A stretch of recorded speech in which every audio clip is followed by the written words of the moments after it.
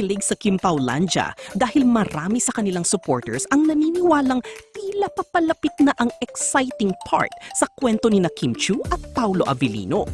Ayon sa ilang fans, pakiramdam nila ay unti-unti nang dumarami ang mga ayuda mula sa dalawa. Kaya umaasa silang baka dumating din ang panahon na magsalita sila tungkol sa tunay na estado ng kanilang relasyon.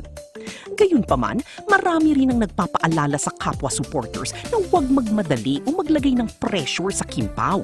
Para sa kanila, mas mahalagang suportahan ng dalawa anuman ang kanilang desisyon at hintayin na lamang kung sakaling may gusto silang ibahaging personal sa tamang panahon. Lalo pang naging aktibo ang imahinasyon ng Kim Paulandia ngayong nasa Australia ang dalawa para sa ASAP Australia. Sunod-sunod ang mga haka-haka at nakakakilig na fan theories tungkol sa kanilang biyahe, bagamat wala namang anumang opisyal na kumpirmasyon sa mga ito.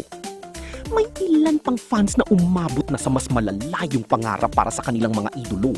Sa social media, may mga nagbibiro at nagmamanifest na sana balang araw ay magkaroon umano ng sariling pamilya ang Kim Pao. At may ilan pang nagsasabing kambal agad ang maging anak ng dalawa. Siyempre, ang mga ito ay pawang biro, wishful thinking at fun imagination lamang.